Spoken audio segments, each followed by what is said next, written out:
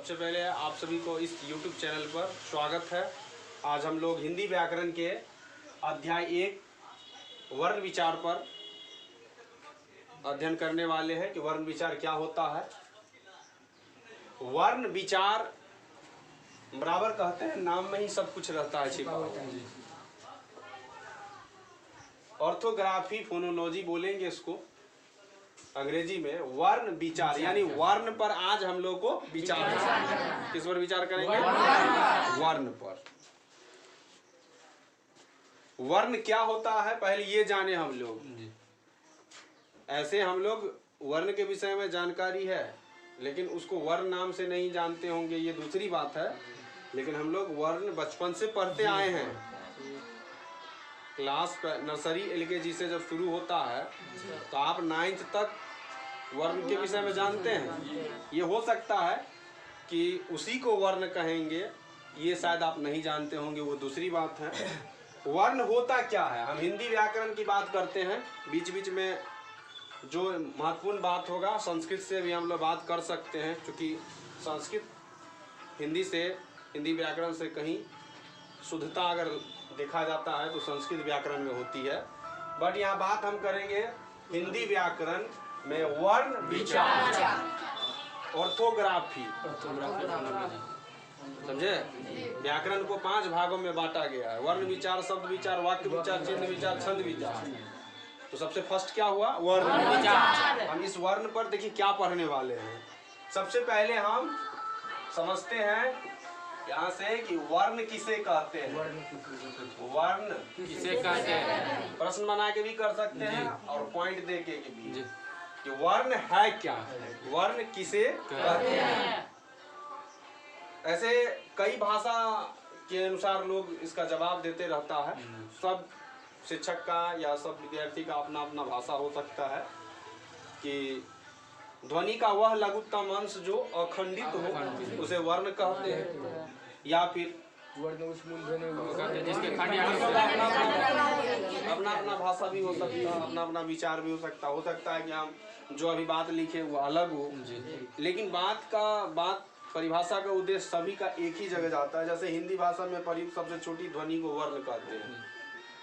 ठीक है, यहाँ पर हम लिखते हैं हिंदी भाषा में प्रयुक्त सबसे छोटी, सबसे कौन चीज? छोटी ध्वनि को वर्ण कहते हैं।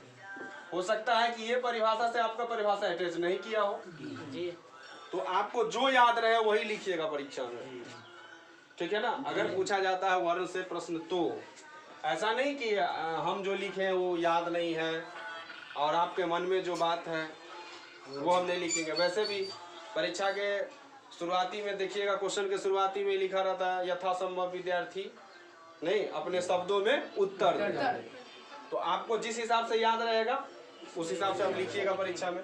लेकिन यदि आपको कोई अलग परिभाषा नहीं याद है तो ये भी परिभाषा आप याद कर सकते हैं। दूसरा है कि यह मूल ध्वनि होती है, इसके खंड नहीं हो सकते। वर्ण जो होता है ना, मूल ध्वनि होता है। यहाँ पर हम एक पॉइंट लिखते हैं, यह मूल ध्वनि या मूल ध्वनि होती है जिसका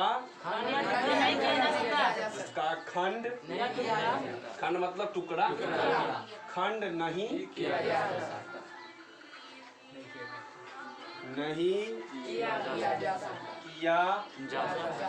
सकता है।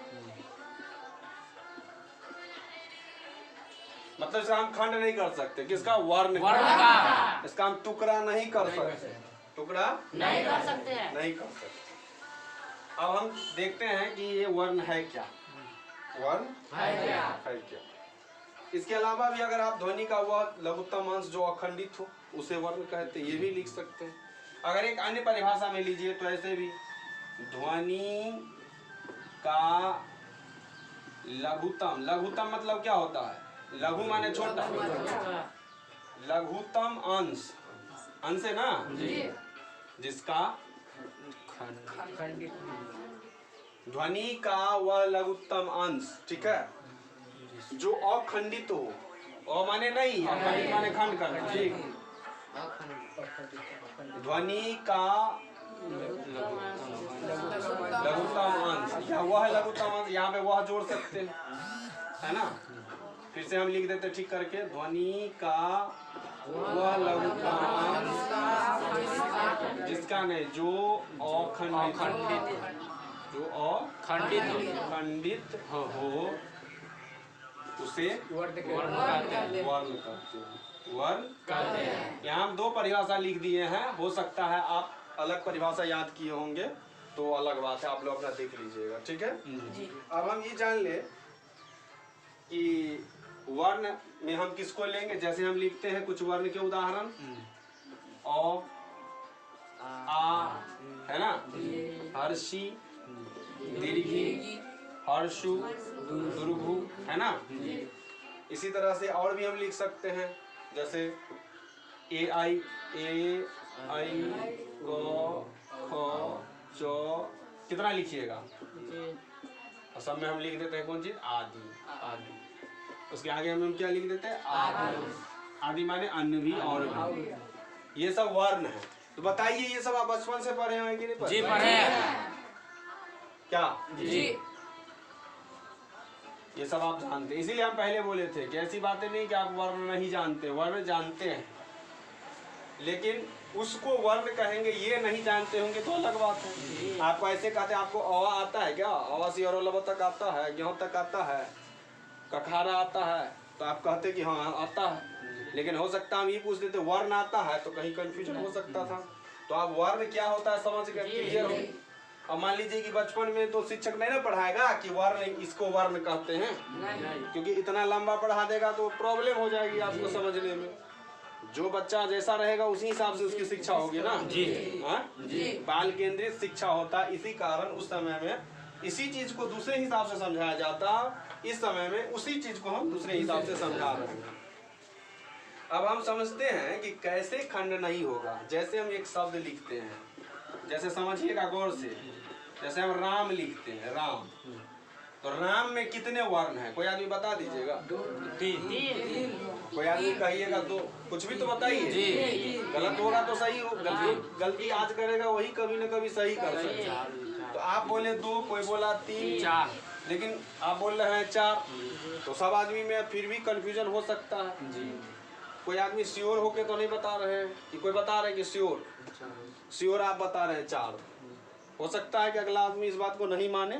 तो देखिए 4 कैसे होगा, यहाँ पर समझिए, र और उसमें आ जोड़ दीजिए, रा हो गया जी, लेकिन इसमें हलंत मारना होगा जी। तो टोटल वर्ण कितने हुए इसमें? 4। और ये जो 4 वर्ण है, इस चारों वर्ण में से किसी का भी टुकड़ा नहीं हो सकता जी। अब ये 4 वर्ण है ना जी, इसमें से आप किसी का भी टुकड़ा नहीं कर सकते, ठीक है जी। ये 4 वर्ण में से किसी का टुकड़ा नहीं, 4 वर्ण में से किसी का टुकड़ा नहीं हो सकता, किसी का भी टुकड़ा नहीं, टुकड़ा माने खंड, टुकड़ा या यहाँ पर खंड लिख देते हैं जी। खंड नहीं किया जा सकता, समझ रहे हैं ना जी। अब इस ये मूल वर्ण हुआ, ठीक है ना। जैसे रो पढ़ते हैं, आप पढ़ते हैं, मोम पढ़ते हैं, और पढ़ते। आप अगर अ से लेकर के ज्ञ तक पढ़ते तो पढ़ते ना, अ आ ई उ ए ऐ वगैरह वगैरह पढ़ते जी। री ए ऐ उ औ नहीं, अंग अ क ख ग घ च छ सब पढ़ते हैं कि नहीं पढ़ते हैं? तो उस वही ना वर्ण है, और उस वर्ण को आप खंड नहीं कर सकते, खंड नहीं कर सकते। यानी आप उसको चाहिएगा कि हम टुकड़ा में बांट दे तो वो बंटने वाला नहीं है। तो यहाँ तो लिखा है हिंदी भाषा में प्रयुक्त सबसे छोटी ध्वनि को वर्ण कहते हैं। यह मूल ध्वनि होती है जिसका खंड नहीं किया जा सकता, और ध्वनि का वह लघुत्तम अंश जो ये दूसरी परिभाषा है। ये क्या है? दूसरी। यहाँ पे कुछ एग्जाम्पल दे दिया, पूरा एग्जाम्पल तो हम लिखेंगे नहीं, और जैसे राम में हम बता दिए कि देखिए राम में कितना वर्ण है? 4। और इस 4 में से न रॉ का खंड कर सकते हैं, समझे ना? तो इसमें हम किसी का खंड नहीं कर सकते। कि कर देंगे? नहीं कर सकते। तो वर्ण पढ़ लेने के बाद हम लोग पढ़ेंगे वर्णमाला। किसकी चर्चा करेंगे? वर्णमाला की। वर्णों के समूह। यहाँ पे हम इसको इरेज कर देते हैं। आप लोग को अगर नोट करना होगा तो वीडियो से भी नोट कर सकते हैं, और अगर आप डायरेक्ट पढ़ रहे हैं ऑफलाइन तो आप बीच बीच में समय निकाल के नोट कर सकते हैं, लेकिन नोट करने का वक्त हम एक्स्ट्रा नहीं दे सकते, समय नहीं है। दूसरा पॉइंट हम करते हैं वर्णमाला। बहुत इजी चीज है। आप सोचते होइएगा कि क्या पढ़ा रहे हैं पहले दूसरे क्लास वाला। वर्णमाला, जैसे एक छोटा सा उदाहरण हम बताते हैं कि फूल क्या माला बनाते हैं ना? तो एक फूल से माला तो नहीं बनेगा, तो कई फूल लगा दीजिए, उसको धागा में पिरो दीजिए सुई के माध्यम से, वही क्या हो जाता है? माला। फिर किसी के गले का वो सुंदरता प्रदान करने का काम आता है। कौन? माला। उसी प्रकार से है ना वर्णमाला। वर्ण हटा दीजिए तो इसमें माला बचेगा, यानी वर्णों की एक माला। वर्णों की, तो वर्णों के समूह को वर्णमाला कहते हैं। वर्ण है ना जी।